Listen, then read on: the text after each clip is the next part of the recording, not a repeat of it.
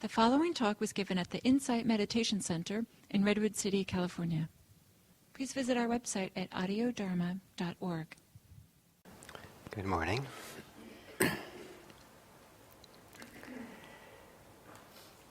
So, this morning I'd like to talk about a concept that's very important in Buddhism and Buddhist practice, and that is the concept of skill and skillfulness.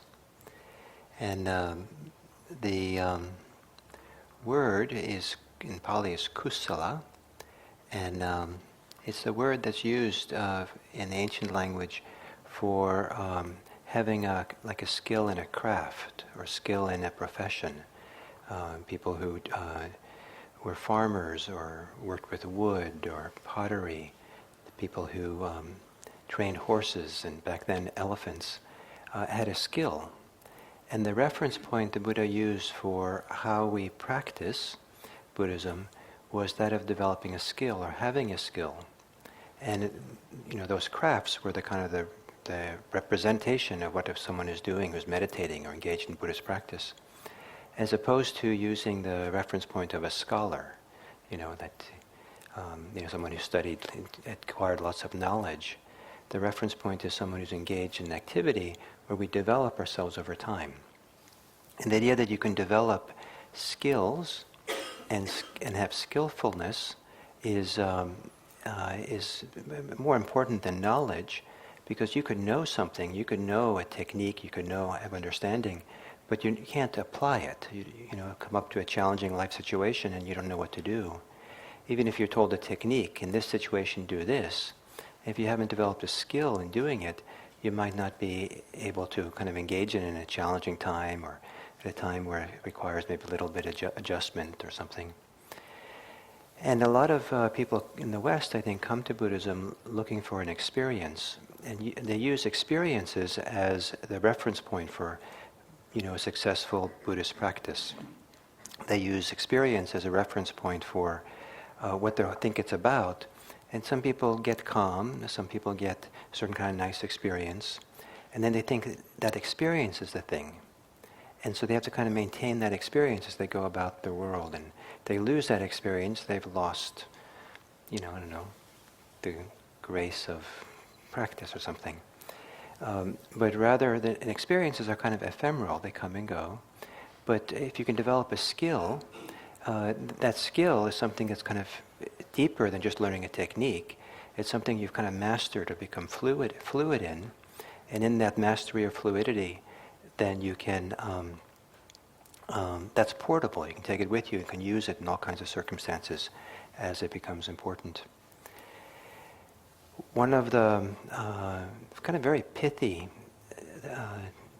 presentations of the Buddha's teachings is a verse, a 4-line verse, that goes like this. Avoid doing evil, cultivate what is skillful, purify the mind. This is the teaching of the Buddhas, not just the Buddha, but all Buddhas. So avoid evil, avoid doing evil, so engaging in things which cause harm. The word evil is not, we don't know if it's the best English translation of the word in Pali, the ancient English language, but we don't want to use sometimes we don't translate words when they don't quite work well in English, but we don't want to translate this word, keep the original, because it sounds like papa. They avoid, papa. And but avoid doing evil, harm, in other words, causing harm. But then and sometimes you see in English people translate the next line as do good, because that kind of comes off the tongue kind of easily and quickly, and cultivate skillful is a more complex idea. But doing good is just too vague. What does it mean what does good mean? And the word skill, or skillful, is a richer word and has something different kind of meaning. So the word skill or skillful has a number of different connotations. One is to have a proficiency in what you're doing. So you learn to do something, and you do it long enough and regularly enough that you develop proficiency and mastery, so you can do it with fluidity, with grace, with a naturalness, perhaps with maybe even a sense of self-consciousness. And I think many of us find it quite inspiring sometimes, and captivating even, to watch someone do some work where they become a master of the activity. A master craftsperson, and if you see someone working with wood, or someone who's a cook, or someone who's a teacher, and they're doing something with great skill, and there's a kind of ease and wisdom and fluidity in how they do it. So, and it's kind of like their whole being can be in it in a kind of concentrated or full way, because they're not negotiating conflictive ways of being. Their body is not kind of out of harmony, and like there's like a sense of harmony with what we do, and there's a real skill in the activity. So to develop skill is not just developing a technique, but it's developing a how we are, how we can engage in a way that is in and of itself meaningful. To have skill, to have skillfulness. And perhaps some of the qualities of being skillful are closely connected to qualities of freedom that we're looking for in Buddhism, and presence and focus and being concentrated and mindful. That when you really are skillful, you have to really have skill. You know how to apply your attention, you know how to let go of the things that get in the way, and you kind of enter into the world of what you're doing with a sense of freedom. Unself-conscious freedom. The idea of skillful has other connotations. One connotation is that has to do with the purpose for which you're doing it. Something is skillful. You can have a skill, which is something you can do well, but also you do something which is skillful, which is useful for some purpose. And so it requires some definition of why are we doing it? What purpose are we doing it? So what Buddha said, cultivate what's skillful. And so there's two connotations of this word, skillful, and what is skillful.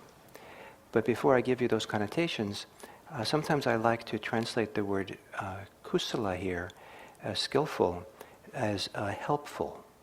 And that captures, I think, better the sense that then you can ask, helpful for what purpose? Skillful for what purpose? And helpful, I think, has, I don't know, it feels to me at least, it has more universal positive associations. You do something that's helpful and just, oh yeah, that makes sense. You say, do something which is skillful, and well, you can be a skillful thief. And if the purpose is to, steal a lot. But a helpful thief, I don't think we would say that too often. So in Buddhist connotation, then there's kind of two meanings of skillful, or context for using it. One is ethical, that we're using it to refer to those. So rather than using categories of good and bad, which are vague, or right and wrong,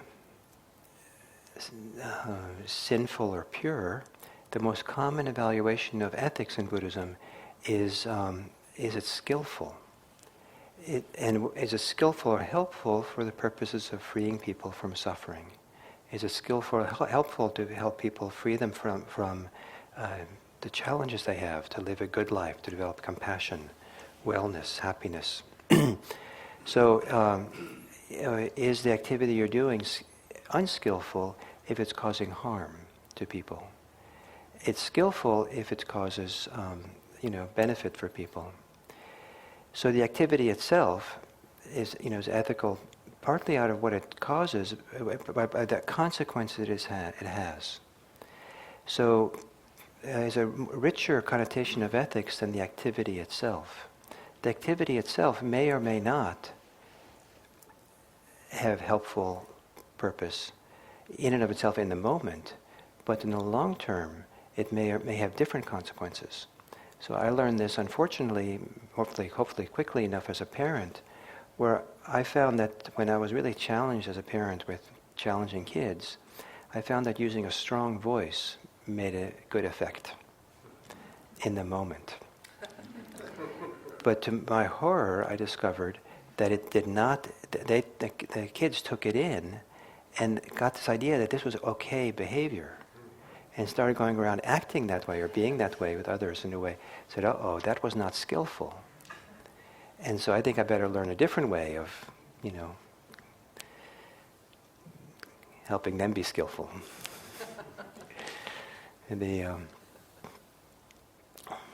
I thought I was being skillful once when my son was beginning to get under my skin, and so I said calmly, I looked at him and said, if you continue what you're doing, I'm going to get angry.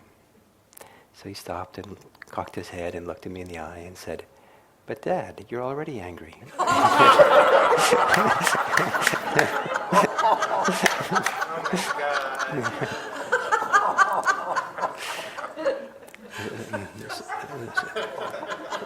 So then I wasn't anymore. So that was skillful on his part.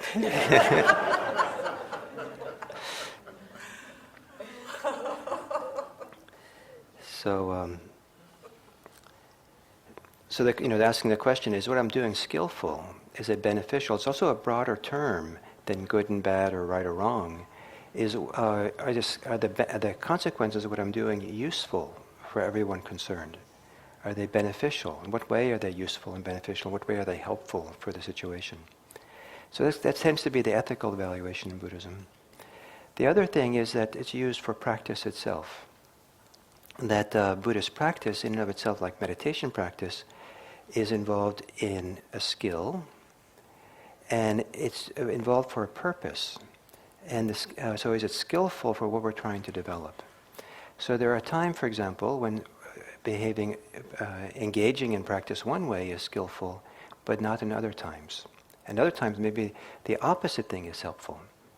So, for example, if I'm basically relaxed and alert, if I start putting a lot of manual labor into meditation, really trying hard and straining to kind of be present, I kind of mess it up. I kind of agitate myself and I don't get settled anymore.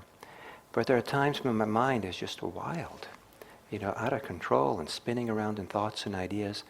And if I just kind of sit back and relax and just kind of try to gently be there for it, I'll be there for a long time spinning.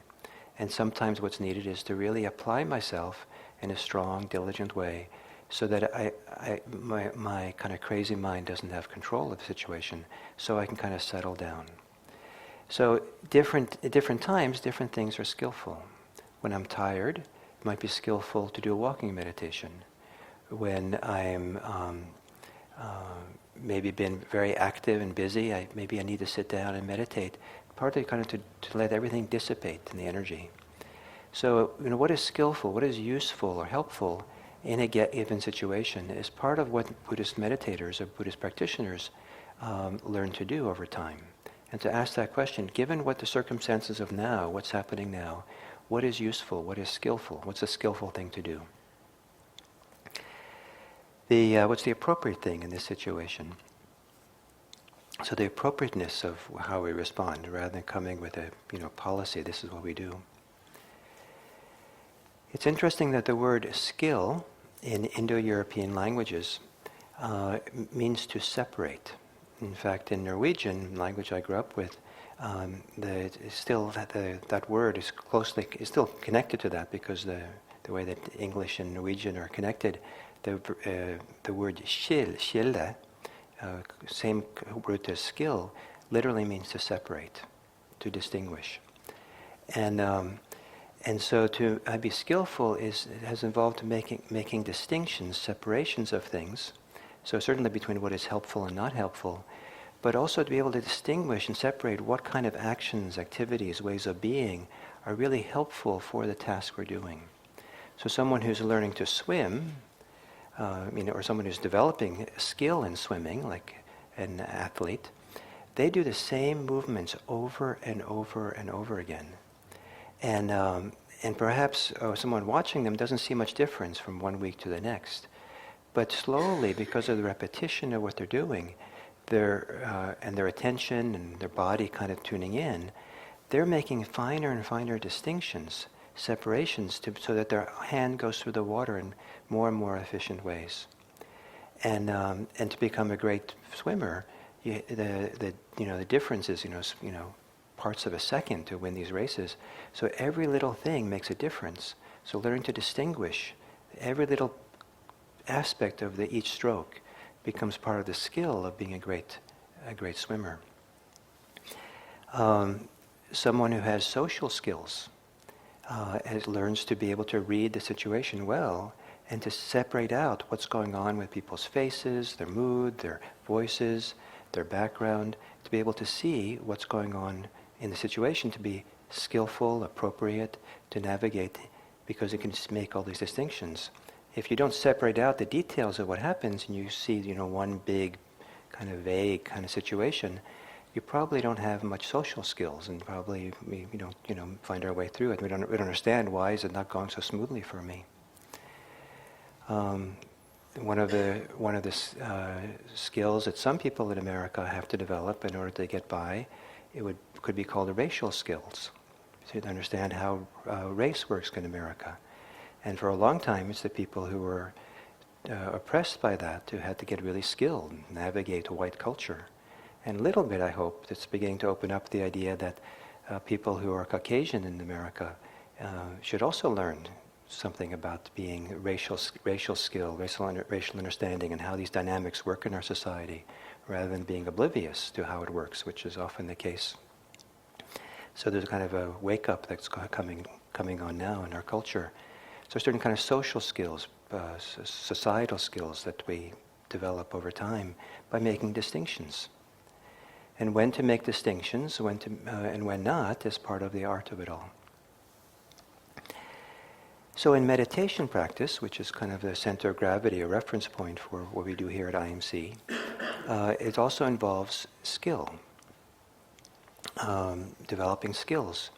And if you don't think that you're developing skills, and you just practice every day, and you will. The repetition of doing anything, even if you're not paying careful attention, your whole system, your physical system, your breathing system, kind of it begins to adjust and based on what we do regularly. There's a kind of a physical learning that goes on.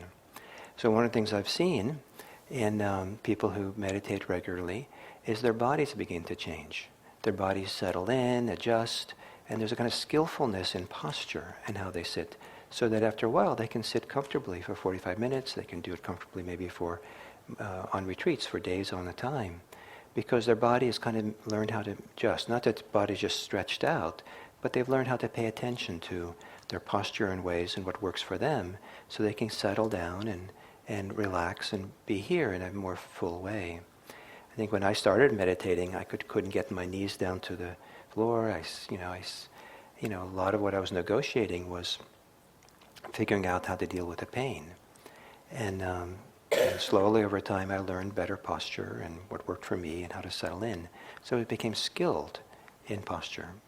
But I didn't, no one told me that I was supposed to do that. It just kind of like, because of the repetition, that's what went on. Same thing with breathing as we sit down to meditate. If you're paying attention to breathing in meditation, your system is probably slowly learning a little bit about the distinctions between all the different ways you can breathe. And you might sit down, you realize after a while that what goes on with your belly when you breathe is consequential. And that, I've been meditating, after you meditate for 10 minutes, and after a while you're present enough, and notice, I'm holding my belly. And so then maybe you relax the belly, and then the breathing goes smoother and easier. And there's a lot of little pieces of knowledge and understanding about breathing that come from just being in the breath over and over and over again. And you would think that it's, there's not much going on in breathing. You would think there's not much going on in the swimming stroke of a swimmer, but you're making finer and finer distinctions. And some of that just comes from the repetition of doing it over and over and over again. Some of it might come from getting teachings on. So does it get kind of different? So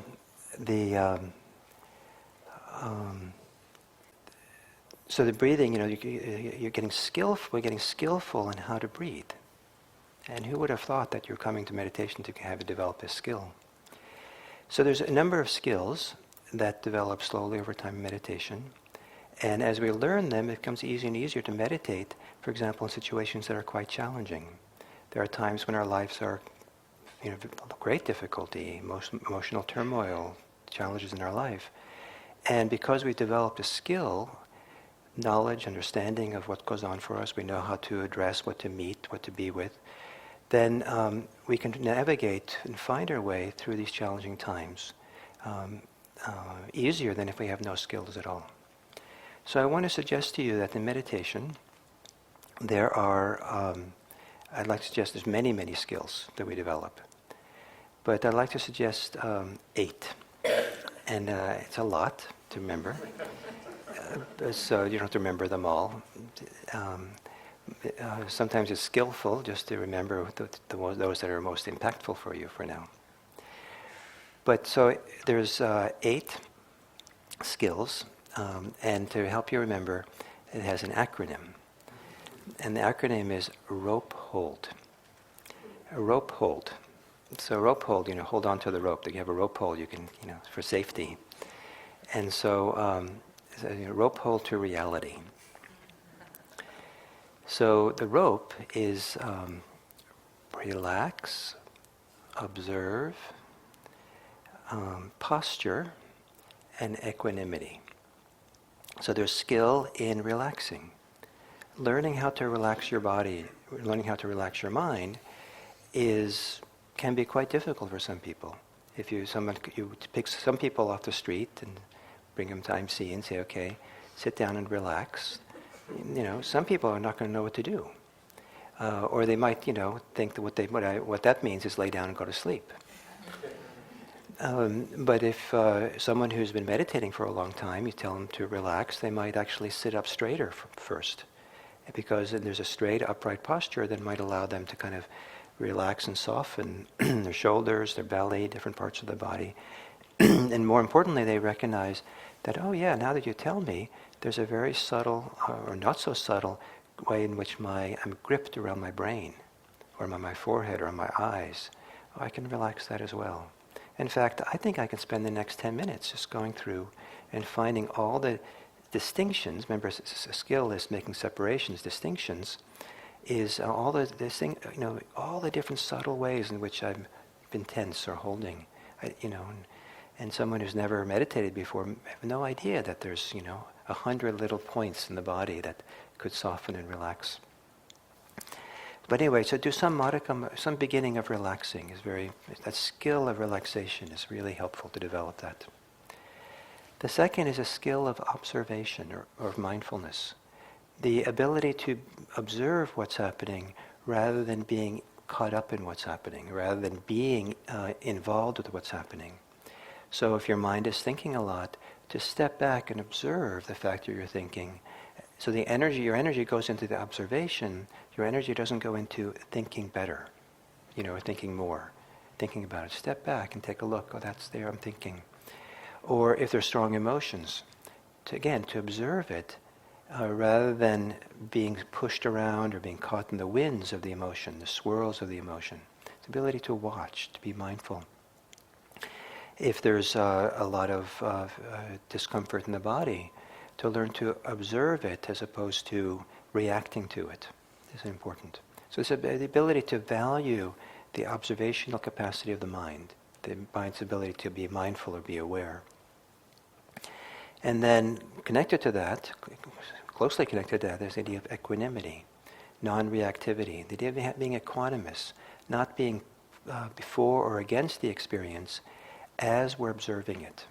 You might be for and against it for other reasons, but to have this ability to observe, to be present in an equanimous way, a non-reactive way, not being frazzled by it, not getting agitated by it, not getting resistant to it, not getting closed to it, but develop a skill in equanimity. And that's a skill that takes some wisdom to know when it's useful, appropriate to be equanimous, in what way is equanimity wise, and which ways is it not wise. But that also takes a lot of familiarity. And meditation practice is the laboratory for familiarity. We come back and over again to the simple act of sitting down to meditate, being maybe with the breathing, with our body, being present here. And over time, we're beginning to see more and more clearly what is happening here, what's going on inside of us. And we're making clearer and clearer distinctions that help us become skillful and fluid and proficient, kind of a certain mastery over ourselves because we understand and see. But it takes a lot of repetition, just like the swimmer. It takes lots and lots of repetition to begin seeing what's really going on in a deep way, or for the psychophysical system to begin tuning in and kind of making those small little adjustments that involve skillfulness. So that's the rope. So relax, observe, posture, have a good posture, focus on your posture and develop the skill in posture, and then equanimity. I guess when I went through it, I skipped the posture part. But I said it talked about it earlier, so relax, observe, posture, and equanimity. And then the hold. So maybe it's not the best word, but it kind of works with the H. I mean, the concept is the right concept here, but the word is happy. And happy maybe seems like, a little bit, I like the word well-being. It's more general, but the idea is to cultivate a sense of happiness, to be skillful about what helps you have a sense of well-being. Don't just kind of sit around and wait to be happy. Don't wait some circumstances to make you happy or other people to make you happy, but begin to be wise about what makes you happy. What are the conditions, what are the situations that brings a sense of well-being? In simple ways. What are the attitudes that you can have as you go through your life that are attitudes that promote well-being and happiness? What are the thoughts that you can have? What are the activities you do that can bring you a sense of well-being and happiness? Maybe in small ways. I did not have, I was a whole huge collection, huge number of human life skills that I only realized I didn't have until I became a parent. And so what occurs to me now is in terms of what made me happy and relaxed was there was a time in my life before I was a parent that I liked getting up in the morning and having breakfast and reading the newspaper. It was something very comforting and nice, kind of to be there, read the newspaper. And so I thought I was happily continuing to do that when I was trying to, I had kids that had to go to school, first to nursery school and preschool and kindergarten. And so I was still doing my old ritual. And eventually I discovered that I had to let go of it because it produced a certain amount of stress, being hurried to try to kind of do the reading the newspaper and then get the kids ready for school and out the door in the last possible minute. And the whole thing went smoother. I started the day with a greater sense of well-being if I didn't read the newspaper and had a little more time and relaxed and got the kids out. It turns out that getting the kids out to school is as rich of a Buddhist practice as getting up early in the monastery to chant the sutras, or what they do, whatever they do in the monastery. It's like, it's like a great, it took skill, it took understanding it, to understand what helps me be happy and sense of well-being for me and everyone else. So this idea of happy, to use that as a reference point, sense of well-being, and develop skill in that, self-understanding in that. So when you sit down to meditate, What brings you a sense of well-being when you sit down to meditate? Is there some understanding about the value of being present, the value of being settled, the value of closing your eyes and being connected here? That, so when you sit down, you associate it with this thing that's, it's a happiness producing, it's inspiring to do it because you know it has value. The other, so that's the H, and then O is openness, to be open to what's happening, to not resist. And there's a kind of wonderful practice of saying yes to what's happening.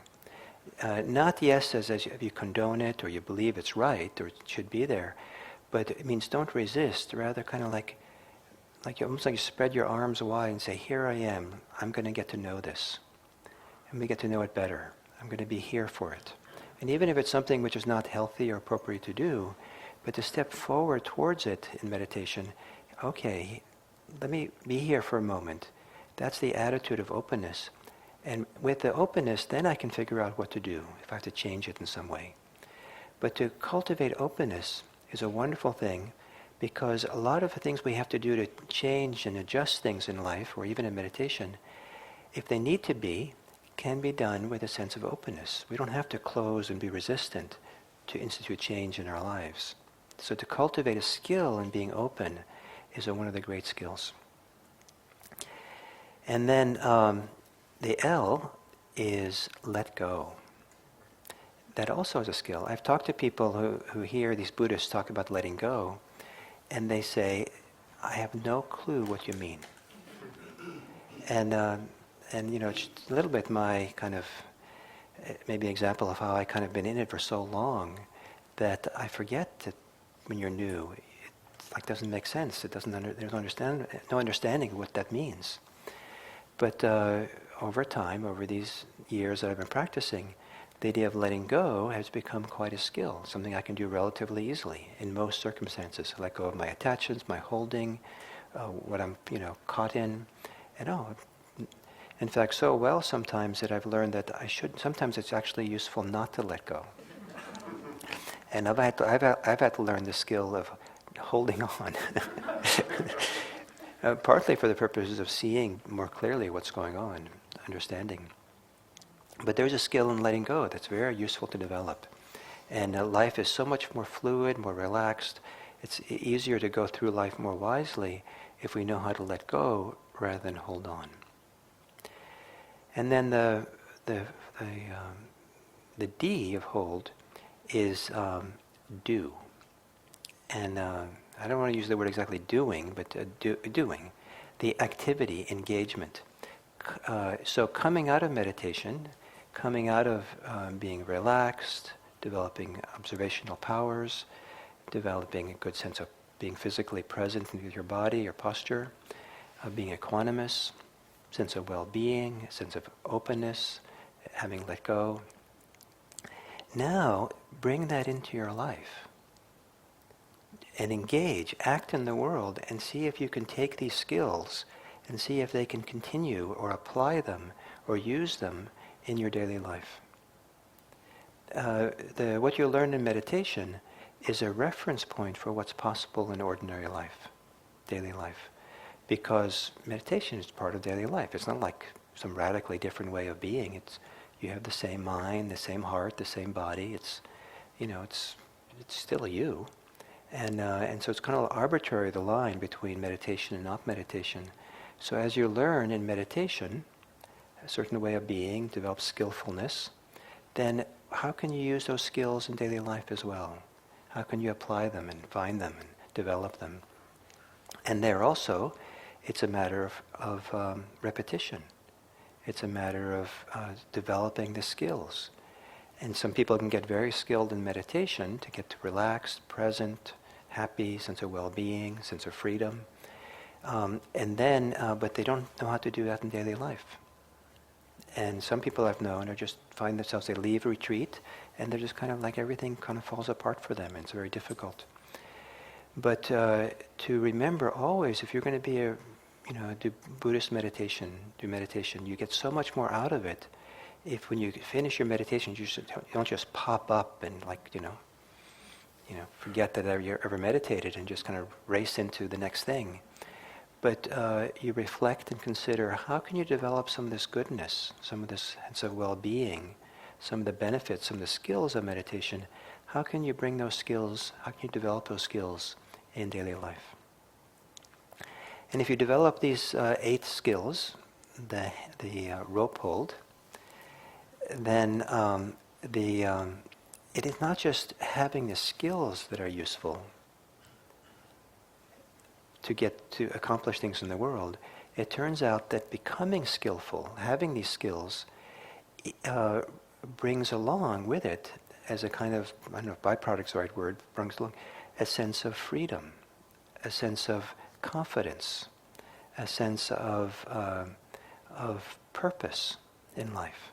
Because there's a goodness, there's a wholesomeness, there's a certain kind of beneficial quality that comes just from simply having these skills and being able to apply them, independent of the where you apply them and when you apply them. And one of the great things it brings is a sense of confidence. That we have confidence we can engage in what's happening in the world, we can engage in many circumstances, and we have the skills, the skill sets in order to find our way through it. And it's a confidence that comes slowly and builds over time by developing skills. The slow developing of skills that comes from repetition, engaging over and over.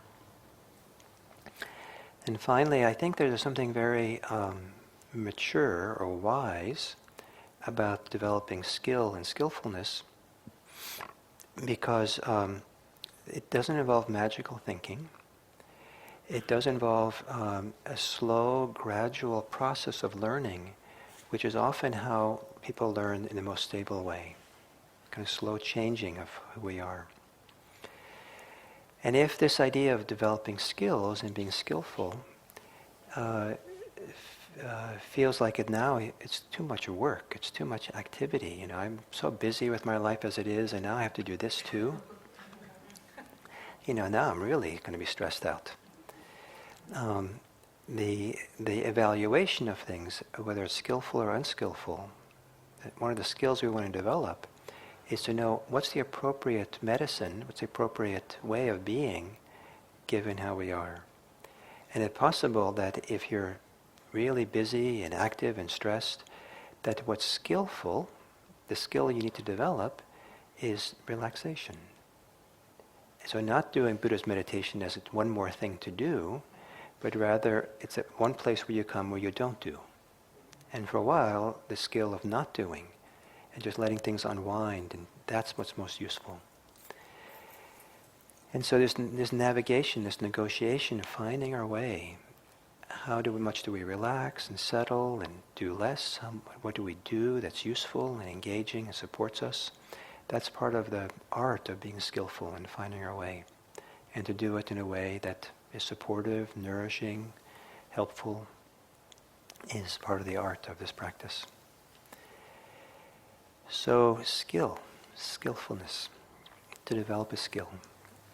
And whether you like this idea or not, if you meditate every day on a regular basis, you'll develop skills and skillfulness around it, even if you don't want it.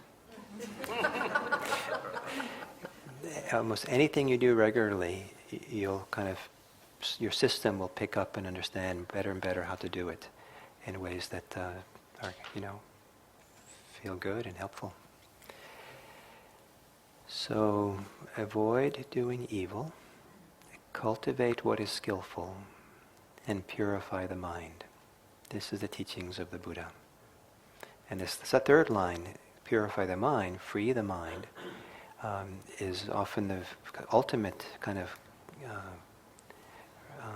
criteria for knowing what's skillful for ourselves personally.